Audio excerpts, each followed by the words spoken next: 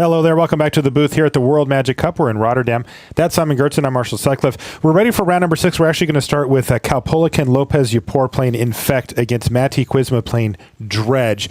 We had a mulligan to 4 on that first table with the Kiln Fiend deck, and we'll be popping over there to check in on it, but we figured let's watch one that might be a little more competitive. Mulligan into 4 is pretty rough. All right, we're ready, though. Round number 6, Finland versus Dominican Republic right now.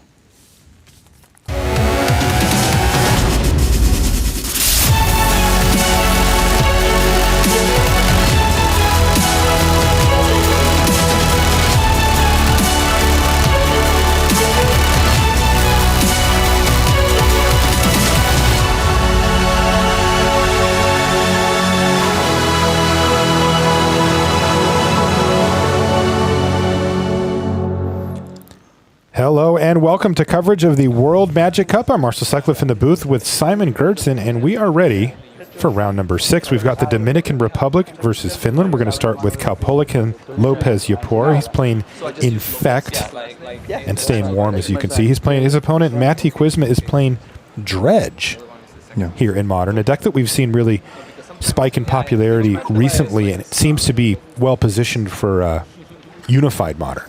It's actually the second most popular deck after Infect, so this is kind of the Unified Modern matchup, if you will. All right, well, let's see how it goes here in the early stages. No turn 1 play here for Matti. The scary turn is turn 2, discarding a bunch of dredge cards and maybe flooding the board with 10 or more power.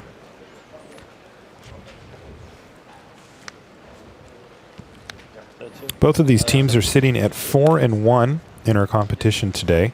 We started things off with limited for the first 3 rounds. The rest of the rounds today leading up to 7 are all Unified Modern, which we'll be playing tomorrow as well.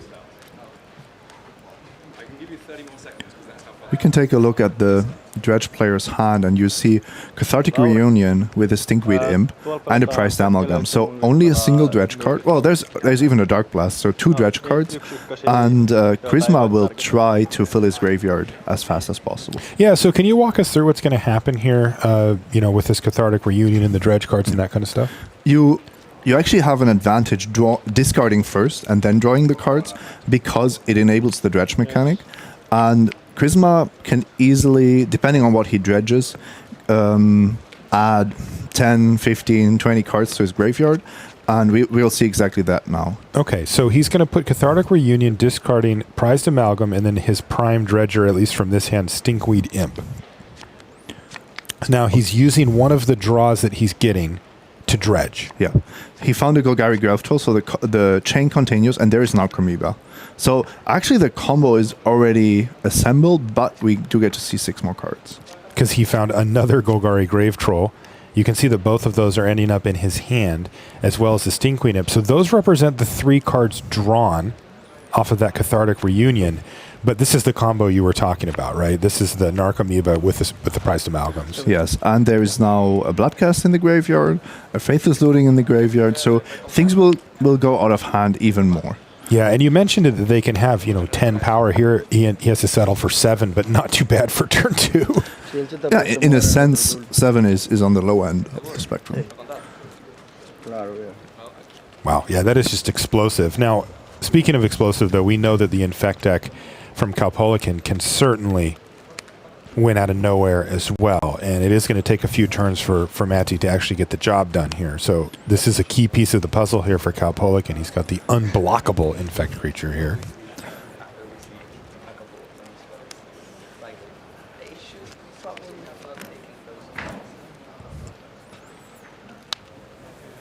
So we'll see if this Blighted Agent can get the job done here for Kalpolikan.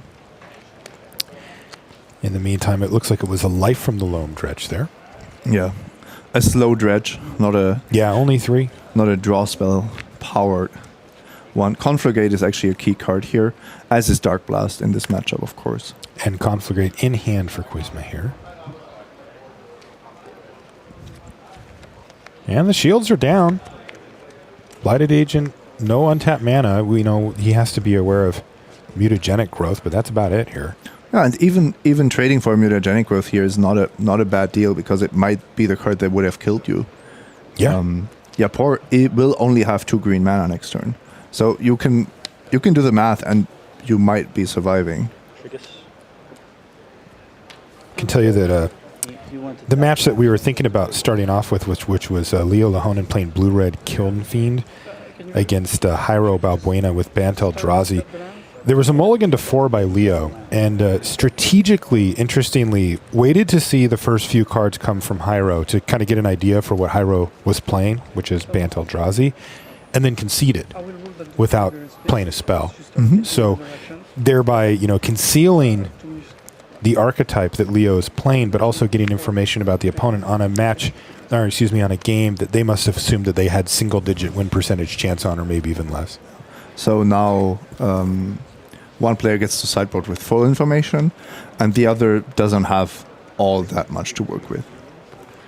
You can look at what the teammates are playing. Yeah. So you do know what they're not on, but that's probably not enough to help you with your sideboard. Right, and especially given that Leo has chosen a relatively off-the-radar deck with Blue-Red Kiln Fiend, not a super popular choice here, so.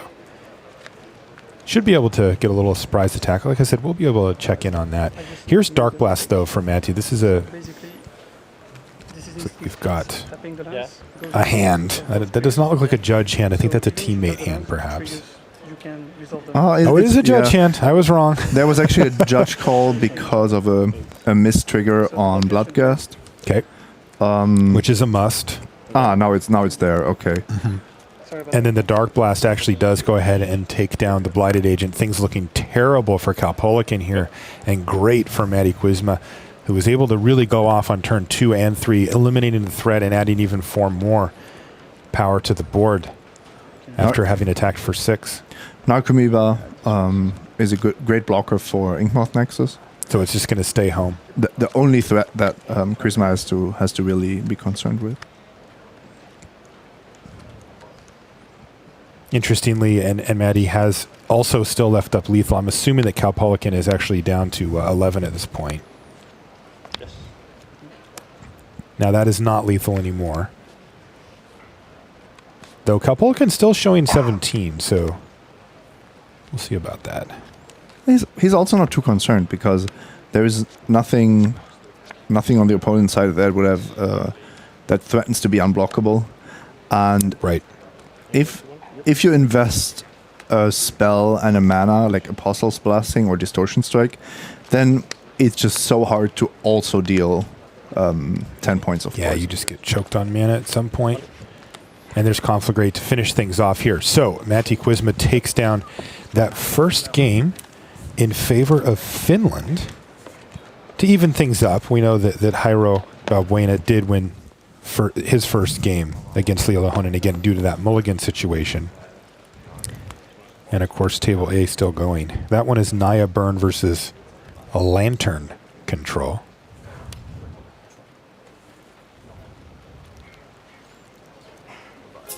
Compete for your spot at the Magic Pro Tour and challenge the best players in the world.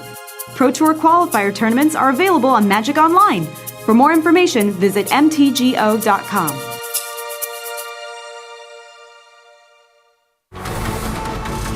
Up your game with Ultra Pro Magic the Gathering accessories. Find the best Magic art on card sleeves, deck boxes, playmats, and more. Visit ultrapro.com to learn more and find a retailer near you.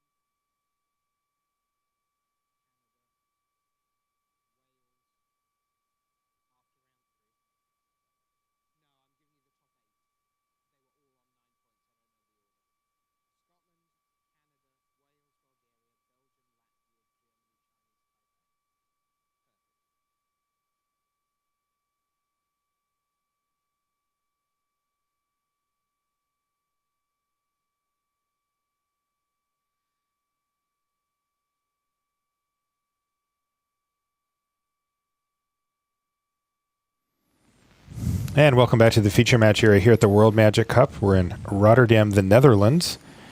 And we've got Finland versus Dominican Republic down in the feature match here. We are now going to check out that blue-red Kiln Fiend deck in the hands of Leo Lahonen from Finland. He's playing against Hyro Balbuena of Dominican Republic on Bant Eldrazi. And we mentioned it at the beginning.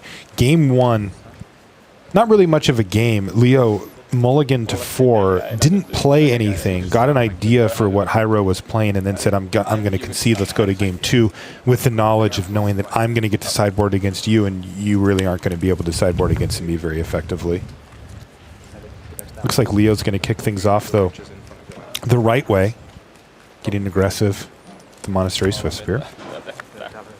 The blue-red Kiln Fiend deck is very all-in-ish. Okay. You want to cast as many cheap spells as possible. Lots of Phyrexian mana in there. Temur Battle Rages, which are great on Kiln Fiend, great on Thing in the Ice. But also Monastery Swiftspear, as we've seen in Standard, can grow quite huge.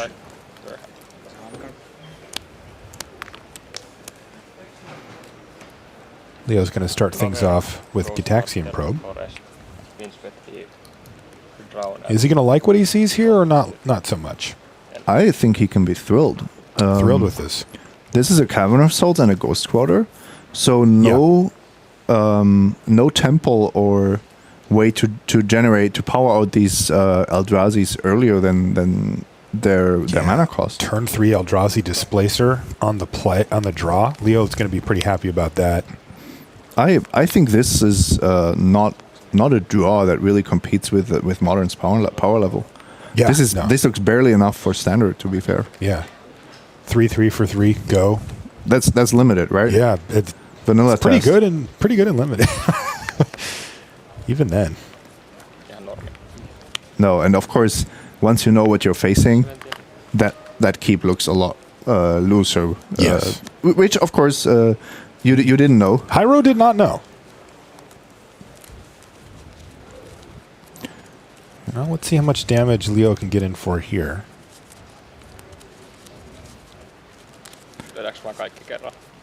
Only with a single creature it appears. Yeah, so he's going. This is 5 damage aggressive. already. Is this lethal? 8? Is there a Temur Battle Rage here? 20!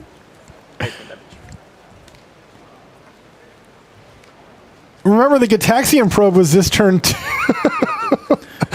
Am I correct? 2. Is that right? 5, 8, 9. It's 18. It's 18, so that's going to put Hyro to 1? And basically negate his land drop. You maybe were understated when you said this deck's a little bit all in. How about that? Just a tiny bit all in. Yeah, and that's really fun. Look at that smile from Leo, like just how we drew it up. Swung for 18 on turn 2. That's crazy. I think he just told his teammates that karma That was for the mulligan to 4. All right. karma got back.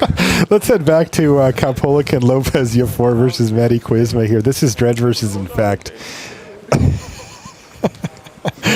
Man, you set that up beautifully too, Simon. I have to say, you said it tries to play as many cheap spells as possible, and it's very all in. And in that turn, he played 3 Phyrexian mana spells, and I was went very all in. I was getting a bit concerned because there was only a single creature in his starting hand.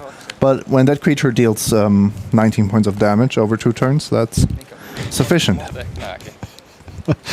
Meanwhile, we get to see this Dredge deck go off again here. Now, here's a relatively full graveyard. I see a Narcomoeba there, though. It's not on the battlefield, and nothing really else going on here. Yes, and that's because of Grafdigger's Cage. Grafdigger's Cage from the Infect side stops most of what Dredge is doing. Okay. At the same time, it is kind of a dangerous game you're playing because the graveyard stays full. So it's not like a ley line or a rest in peace that really shuts off everything. So if at some point Matty finds an answer for the Grafdigger's Cage, then he could have an explosive turn. Exactly. Okay. Engineered explosives in the graveyards could have done it. Nature's Claim is a card that Dredge often brings in. Okay. I do see green and red here. Is Ancient Grudge a possibility? It doesn't work well with the cage, but is that a card that you would even against Infect? Against Infect, no. Just Against Affinity, of course, you'll take as many Ancient Grudges as you want. Sure. But especially the non-interaction with Grafdigger's Cage. That's a big, it's just a deal breaker. A big problem. Yeah. You just the fact that you have to draw these cards does make it difficult. But Manny does have ways to sift through the library too. You know, we saw Faithless Looting at it in game 1. Cathartic Reunion still does, get you 3 cards. And there are actually 3 Ancient Grudges and 4 Nature's Claim In the board. So I expect a large number of these Nature's Claims to be in Charisma's deck after sideboarding. Okay. Even if there's no cage, which is already good for you, you can still snag Inkmoth Nexus. Inky, yeah. So that's a big deal for a deck that's not so interactive.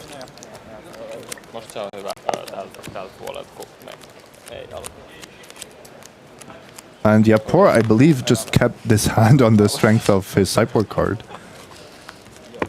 It so far looks like it's going to buy him a significant amount of time. There was a Glistener Elf. Well. There was a Glistener Elf that must have died to maybe a Lightning Axe. Okay. Yeah, I do see a Glistener Elf in the graveyard there as well. I think there's also an Ancient Grudge in the graveyard. If you look closely, bottom right, which as I said, I didn't expect. I think Nature's Claim is the card you really want. But depending on your sideboarding plan, maybe there are other cards you don't even want to draw.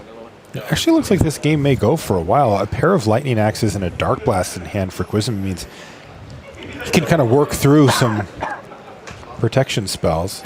Yes, and he drew a Prized Amalgam. Can he cast it?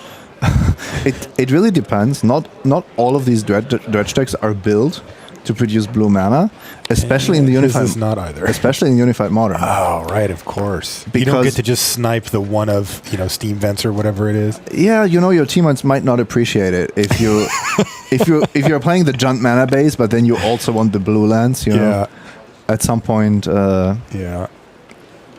I like this though. Now we get very fair approach here. Stinkweed Imp, just cast it, go. Yapor already has 2 Vines of Vastwood, so he knows that if he draws something, he can protect it. And the Penlaven could be huge to just always counter the first Dark Blast. This is a little bit like playing against Living End. When you somehow stop them from going off with a Chalice on 0. And then they start casting Jungle Weavers. And you can easily lose to that. Oh, I've seen it so many times. It doesn't feel good, but wait until Charisma reaches 5 mana and drops Grave Trolls. Oh, right? And they're huge. Yeah, no, that happens. I've seen that many, many times that it's modern and somebody goes, Monstrous Carabid, go. And it's like they look at their hand and they've got a Lightning Bolt and something that can't block it profitably. And they just start getting chewed up. That could happen here, though. Stinkweed Imp does have a long way to go. Yeah, that's not the main threat. It's not the one. And for Kisma, it's actually not all that interesting to dredge more cards because now Kremiva won't get back. So he really has to see what is he looking for. Is he digging towards digging towards Nature's Claim? So should he just draw cards from the top of his library, or will cards like Life from the Loam generate enough of an advantage? Yeah, it's interesting that he did decide that he had a Life from the Loam in hand as well, and now he's going to go ahead and fire one off to make sure he keeps hitting his land drops. He also did hit another Prized Amalgam, so if he can find an answer, his graveyard looks pretty decent. A couple of Prized Amalgams and an Archamoeba. It is primed. He's just going to need to find one of those artifact removal spells. Now, if you're a Calpolican, you're just dying to find a threat here, right? I mean, you need something. Yeah, and the problem is you have to assume that your first threat is not going to be enough. Right, he just drew a Might of Old Krosa. Usually in these spots you would want Inkmoth Nexus because at least it's safe from sorcery speed removal. In the face of Stinkweed Imp, I would personally prefer a Blighted Agent. Right. There you.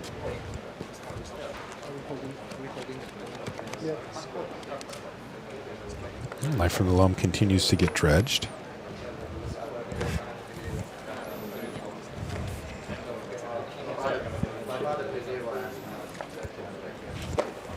All right, and in comes the Stinkweed Imp once again.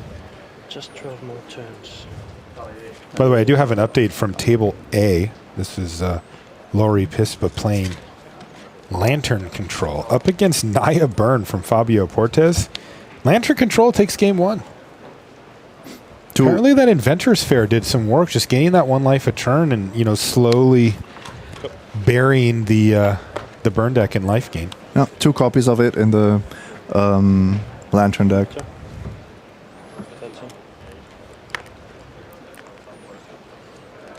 I think Kuzma is not really concerned about finding Nature's Claim or drawing Ancient Grudge.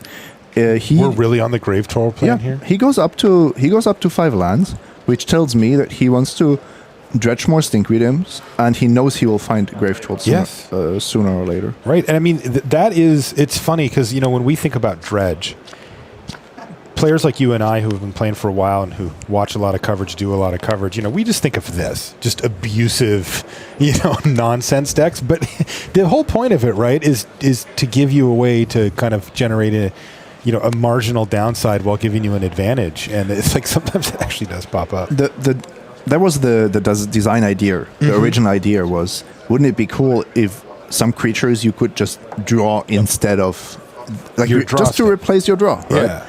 And the fact that putting cards in your graveyard is not a cost in the traditional sense, this is where things became a little bit awkward in multiple formats, actually. Right, because they turned that, air quotes, cost into a massive benefit. Yes. And then, of course, certain cards just get out of hand. Yeah, it is funny to think of those from the design perspective as well, because you look at the more powerful ones, and generally the more powerful they get, the more the dredge number is feeling like it's like, well, we're really going to punish you for getting this one back, but in fact, those are the ones that people want to play. Oh, interesting. Somebody is pointing out the interaction between Dryad Arbor and Grafdigger's Yes, Cage. you cannot do that. Because it's a creature card, so you cannot enter front of that roof. And the worst part is if you crack a fetch to do that, it's just like they may let him pick something different, but Yeah, this is an interesting situation because of the fact that it can't enter the battlefield. right. So can you choose it? Yeah, my understanding is that yes, On Magic Online, I would guess you would click it and it just wouldn't. and then nothing appear. happens. Yes, and and that is my understanding of the rule as well. And so the end result is I sacrifice my land. ... So we'll see. It looks like the judges are conferring. You can see behind there, and Calpola kind of puts his hand on his head like, yeah, oops. Yeah, you're playing a sideboard card that you bring in against what your opponents are doing, and not because you can fetch a Dryad Arbor from your main deck.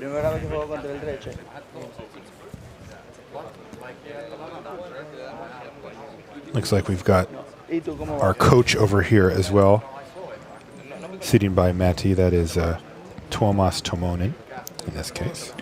I really like the strategy behind picking who is the coach for which round, who sits out, and so on. Very interesting, yes. I talked to Team Germany and to all 4 of them, of course, and they told me, we knew from the beginning, Patrick Dickman and Mark Tobias, they are so experienced and so good. They will play every single round of this tournament, and that was just clear, That also meant that the 2 others could start practicing together and really getting a feel for each other. Oh, that's really cool. Yeah. So And they would end up flopping back and forth for different rounds, Exactly. but also sitting next to each other. to satisfy the requirements Right. of not having the same. Yeah, thing. everybody does have to play. And then I talked to Slovakia, and I thought maybe they do a similar thing because Ivan Floch and Matej Zadelkai are clearly amazing players. Right. But then I saw Ivan doing more of a captain role, where he was guiding and giving directions to 2 players very actively and checking on Mateja at the same time, which is something that not a lot of players can do while keeping their head in the game. And I'm going to get an update from our sideline reporter, Tim Willoughby, but it looks like the ruling is the Dryad Arbor gets to stay, and we'll find out the details on it, but I still see it on the battlefield. So, in meantime, getting back to the action here, Inkmoth Nexus there from Kalpolikan, he's found his threat. What he really needs in this matchup is a way to make it unblockable with Distortion Strike. That would be the perfect way. All right, it looks like Kalpolikan's decided just to let Dryad Arbor plus Pendelhaven take down one of the Stinkweed Imps to maybe slow things down a little bit as far as the onslaught in the air. It looks like, by the way, the ruling from the judge there was that it would have ended up being too complicated to rewind. You know, there's a threshold where the judges, if they can accurately rewind a game, reasonably they will do so. But if it ends up like there was a card that needed to be shuffled back in, and that exceeded the judges' threshold for that, so they decided that they couldn't rewind. Which is within their powers. Yes. They have that exactly that. That's where they can decide: is this really a reasonable way to deal with the situation? Mm-hmm. So let's see how things progress from this point. Grafdigger's Cage still wreaking havoc with the main game plan from Matti, but he has been able to apply pressure while Kalpolikan was waiting to find a threat, which he finally has. The one thing you cannot do is to keep attacking into Stinkweed Imps. That's right. Because they will come back. And you just burn a removal spell or a pump spell every turn, and then... I assume you just haven't keep played them against this card in Limited. Which one? Stinkweed Imp? No, I don't Maybe think... in a reprinted set? Yeah, it was in a Modern Master set, Yeah. so actually I have played against it. And in the original Ravnica, this is exactly what happened. People would attack their single threat into Stinkweed Imp, and you would just go, okay, here it is again. See you next turn. And of course, if you are allowed to draw Doomblades every turn, that's really good for you. Yes. Yeah, especially here in Constructed where... All right, there's another Grafdigger's Cage. So it really is going to be on Matty to start finding his grave trolls or something like that to try to finish this game up. He already found one. There's one in the graveyard. Okay. And with 7 mana, the mana advantage provided by Life from the Loan means that Lightning Axis and Dark Blasters will just be flying. I want to see this. I want to see a 10/10 Grave Troll. I do too. We also have to think about Conflagrate as a possible card here. Can he just cast it at some point? From the graveyard? No, but from hand. But it's really expensive. What is the it's base red cost XX. on it? Red XX, right? Okay, So that's not going to be. It's not a mana efficient burn spell. Yeah, I guess there's a reason I've never seen anybody cast that in this deck, at least that way. You can cast it for a single red, just to get it into the graveyard. Just to pitch it. Yeah. That's usually what happens. Yapor knows how he could win this game, and this is by... All right, we've got the big Golgari Grave Troll here. Let's get a count. It's more than 10, right? Might be. Easily. You can take a look at the card here. It gets a counter for each creature card in your graveyard. It's a 12/12. Well, it's threatening to kill Kalpolikan in one hit. Yeah. He has to block... Oh, there's the unblockability. Oh. So this... Was that a distortion strike? Yes, this just got interesting, but it Whoa. might once again be a mana. Let's see if he can actually put together a where Kalpolikan found distortion strike. That's +1/+0 and unblockable. That also has rebound, which is why he didn't put it in the graveyard. Does he have enough to actually get in for the full amount and to protect his Inkmoth Nexus, though? Infect can give +8 power for 2 mana. That's not the problem. But Charisma is sitting there with 3 instant speed answers. But this is Might of Old Krosa. And like you said, it's really a mana issue here, right? Even with 2 copies of Vines of Vastwood in hand, it's just not... He can't deploy them all. Infect is ultimately restricted by mana. Yeah. Okay, assuming you have an Infect creature. But it's not... You cannot beat all these pump spells usually, but what you can beat is the fact that you don't have an arbitrary amount of Oh, mana. now this is interesting. So Maddie decided to go for the Dark Blast first, which the Mutagenic Growth does actually blank, where the Lightning Axe, that wouldn't have been the case. Now, I believe he has 2 copies of Lightning Axe in his hand still, though. That should be just barely enough.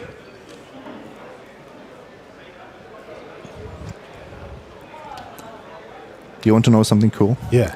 When you respond with Might of Old Krosa to a Dark Blast, for example, it's still your main phase. So it doesn't matter that you cast it at instant speed.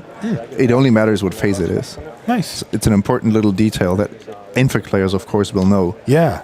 So you can kind of force the issue on your main phase and make sure that you get the full amount. That's pretty exactly. sweet. It's not in the Yeah, it's a bit confusing that the might is has already been put in the graveyard. Right. It has not resolved yet. It went on the stack. And now we're going to see Lightning Axe, which is going to be met with a Vines of Vastwood. But then we're going to see another Lightning Axe, which should seal the deal here. But also, Vines of Vastwood is not enough. It's not lethal. It's also not That's lethal. another problem. If it was Blossoming Defenses, then it would actually be lethal. It would exactly be 8. Yeah, and that is just not going to get the job done here. So the hand gets extended, and Maddie Kuzma takes this match 2-0 over Kapulak Lopez Yapor, and moves Finland one closer to being 5-1. Let's take a look at Hyro Balbuena, which is the Bant Eldrazi versus Blue-Red Kiln Fiend in the hands of Leo Lahonen match. Yeah, and that's our back table. You can see the cameras catching up to the players there. Leo kind of scoots over his coach. He's on the rolly chair. Leo looks very confident with the deck he's playing. He does. Don't think he needs Wouldn't much you be help. after that last game? Well, would you be after the Mulligan to 4? I would feel a little shaky after the mulligan to 4 and wildly overconfident after that last game. I think Leo just knows exactly what he got himself into. So Fair enough. You win some, you lose some.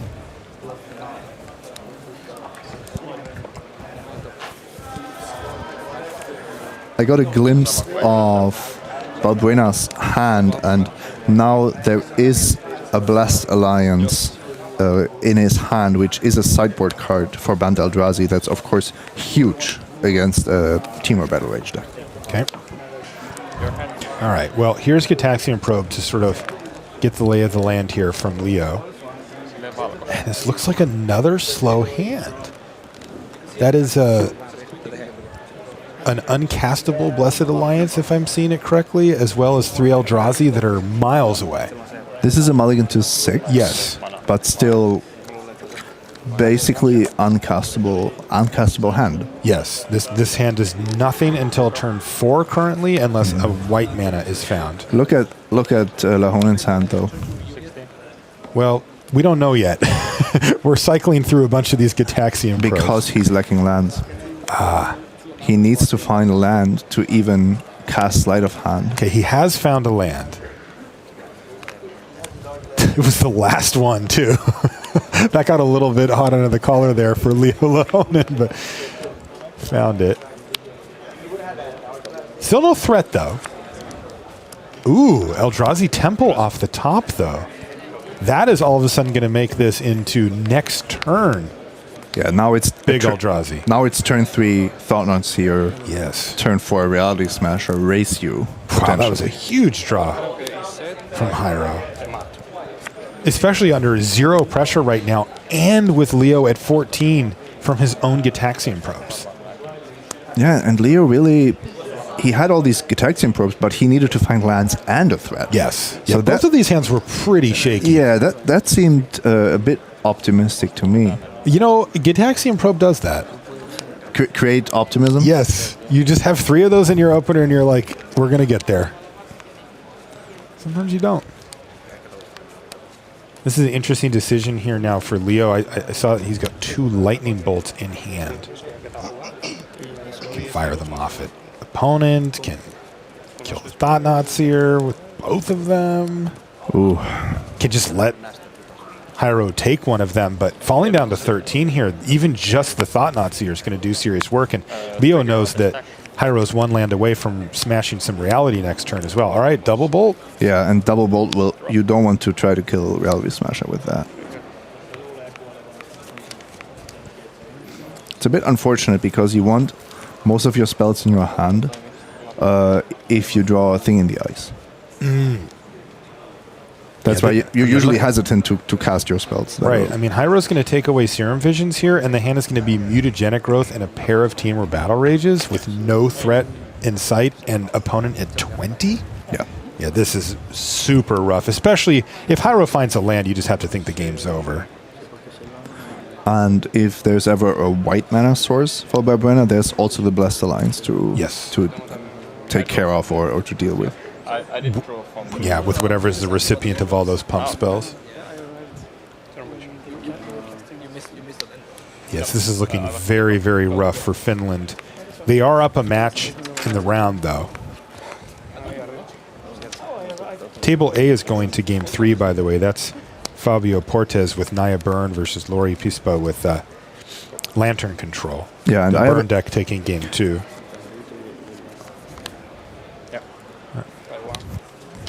All right, so it was not a land here, but it was close. Birds of Paradise, and also not the only play for the turn there. Yeah, now the Bant Eldrazi deck is slowly taking over. Lahon is really punished for his keep. I understand that you not want to have a repeat of game 1 when you know your deck is prone to mulliganing and not really functioning. But keeping a hand without lands and threats against a deck that only wants to survive the first few turns, I don't think you're giving yourself the best chances. Well, Matter Reshaper is going to start piling on damage, and the next turn, assuming that bird survives as well, we're going to see realities getting smashed. And Leo already down to 13. It won't take much. We've seen what Lahonen can do with a single Monastery Swiftspear. Yes. But his deck is not a deck that can just restock on cards. Right. There's no Ancestral Vision being suspended. Right. So ultimately, even if you draw perfectly, it's only going to be one spell a turn. Maybe a Serum Visions, but that's still not a high impact card. Well, Monastery Swiftspear in hand here for Leo.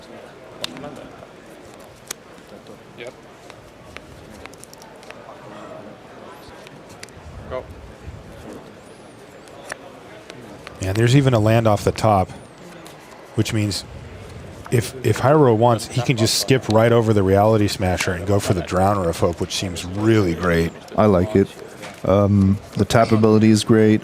Yes. The 5/5 body is great, and you can even block with your Eldrazi Scions. The Scions, yeah. Yeah, that tap ability when you know your opponent has the hand that Leo has, which is 3 pump spells, just blanks all of them. Yeah. I like delaying the haste creature for another turn. Same. There's no reason to play it here. It would be threatening, but still you can just threaten the same thing next turn. Right. I think you're just attacking for lethal, to be honest. Yeah, that's going to put Leo down to 10. Assuming one of the Scions gets sacked, that's 5, 8, 9, 10, 11, 12, 13, 14 anyway. That's down a Scion too. Upkeep, Hyro's just going to go ahead and make sure the Swiftspear does not turn sideways. Now another Swiftspear off the top, but it just doesn't seem like it's enough, especially because Hyro can just do that same thing again if he's worried, about some ridiculous combo finish. But the truth is, if Leo gets to go to combat with only 2 mana, you're not going from 18 to 0 off of 2 mana, no matter what. Well, form mutagenic growth. But he knows. That's the problem. Yes, if you also know what your opponent is holding. Right. Ah, that's a nice finishing touch. What was the finishing touch? The backup stubborn. Oh, stubborn denial. That's nice. All right, this is 13. That's lethal.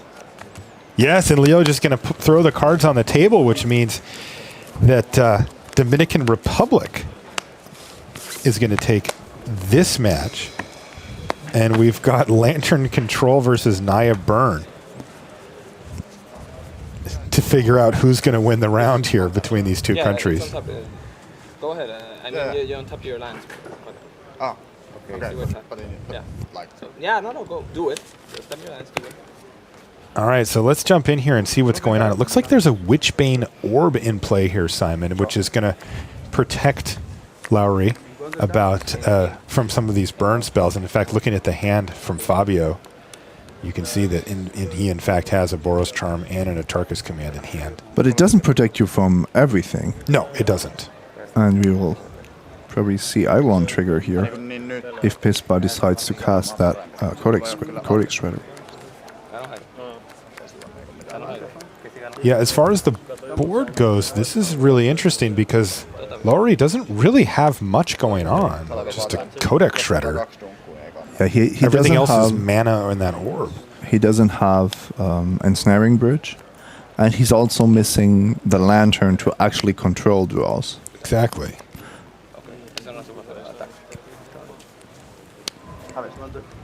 Yeah, and like you said, with no bridge, Lowry's down to 6. This actually doesn't look very good at all. No, this is why I don't love the Lantern control deck. It's so hard to play, and then the edges you gain are still like really marginal in my experience. So also the world we live in, the modern world we live in, if you're playing against Burn, and you can start with a Leyline, you can start with you have Hexproof in play, they can still kill you on turn 4. Yes. You know, this is... That's supposed to be a trump card, right? Like, yeah, but it's not. It's just not. It's not enough of a trump card in my experience. I mean, it's doing good work against Fabio right now, but it's just not covering all the bases that Lowry needs to cover. Yeah. Fabio doesn't have a green source, otherwise a Tarkus command would be huge. Lightning Bolt clearly will not target Pispa. And Boros Charm, for example, a creative use would be to give Double Strike to a creature and just deal some extra damage that way. And if I remember correctly, the Artarkus command is not targeted, so that actually deals damage. Take a look at it there. Deals 3 damage to each opponent. Yeah, hexproof, So not targeted. not a problem. Yep. It looks like Lowry was thinking about using the Codex Shredder to get back Inventor's Fair. But then he would have, unfortunately, would leave him short. yeah, then he would have on had to artifacts. cast another card, Right. losing 2 again. Yeah, and so just does nothing. Basically locked down under this Eidolon of the Great Revel. Portes just had a very burn-heavy hand. This could be the game right here, right? Pispa doesn't know it yet, but Portes has the green source, so he could go for it and just try to deal the extra 4. But I kind of like passing here, because what is Lantern Control going to do with that 1 draw step? They can't cast anything. And once they take 2 from the Eidolon trigger, you know you got them. Then you got them for sure anyway. Yeah, Lantern Control is I find it highly interesting from a conceptual point of view, because it's not control like we've known control for 30 years. Not quite, but it's more of a prison deck. Glint Nest Crane off the top, not what the doctor ordered here, and effectively 3 uncastable spells in hand. Off the top of my head, Finnish player, and I think they are going to be finished. Dominican Republic, yes, takes down the round. Wow, two matches to 1, and you can see how excited they are. They are 5-1 on day 1 here at the World Magic Cup, and yeah, Team Finland is left staring at the board state like, what could we have done?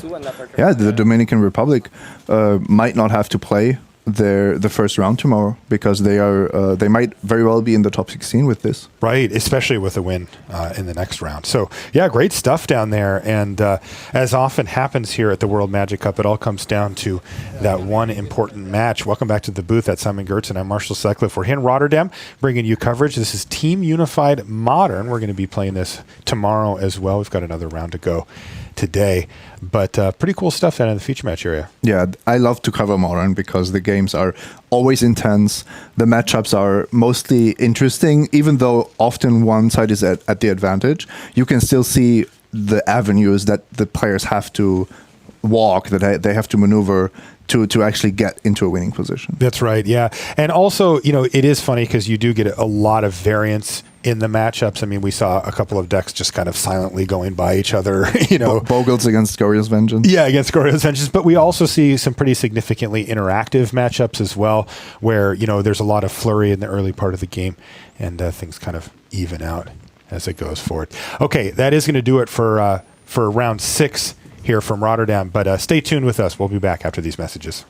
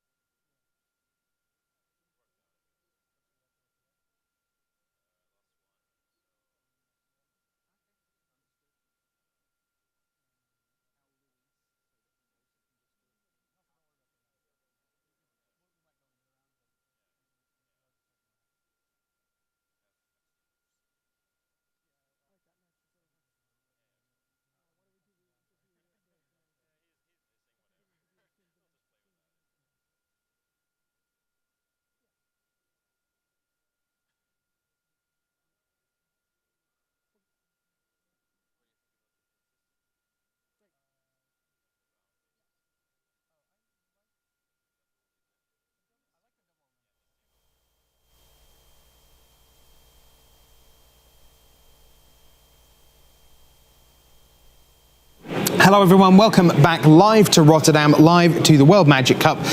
I'm your host Rich Hagan, welcoming you inside the News Desk studio. We have one round to go today, plus a little bit of housekeeping from round 6.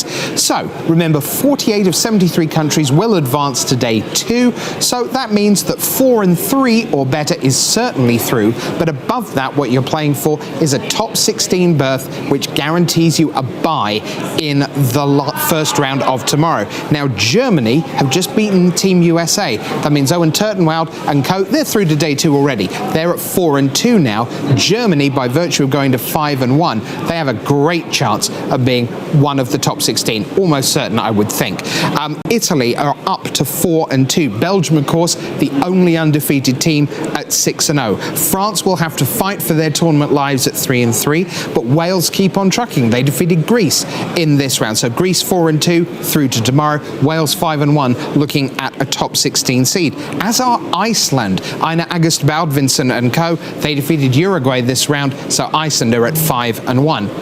But who have we got out on the floor? Well, Brian David Marshall is out there, and he has got a very, very happy team at 5-1. BDM, who have you got?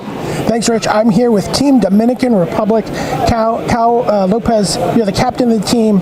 Tell me about how your day has been going so far, and introduce me to your teammates here. Definitely. That's Hyro Balbuena, Fabio Portes, and Ricardo Sasso. So far we're 5-1.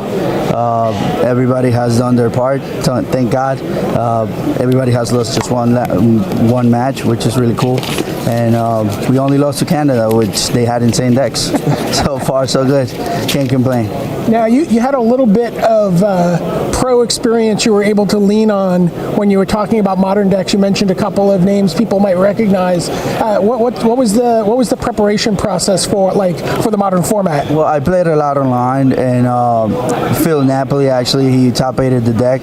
We exchanged a couple of ideas with the sideboard and how to actually just bring the unifying modern, because that's the only thing that we have to reconsider. And that's about it. I'm not playing Dismembers right now because the Eldrazi deck is playing it. That was the only thing that we actually changed in the main deck. But and also, since Kao is living on the US and we are living on the Dominican Republic, we did our little play run with our decks configuration.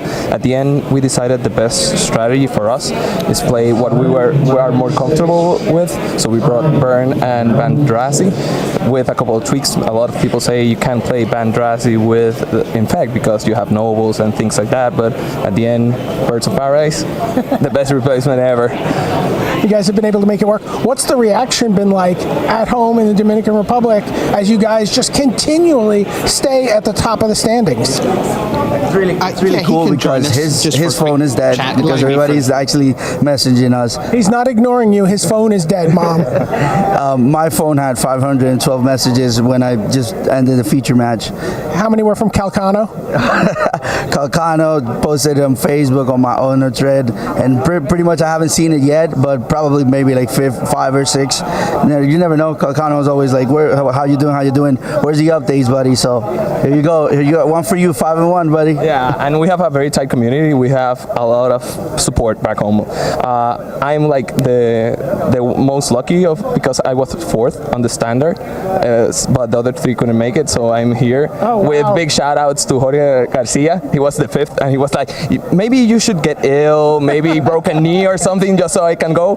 But at the end we are here. I try to support the team on the limited format. It's my best format. It's the thing I practice.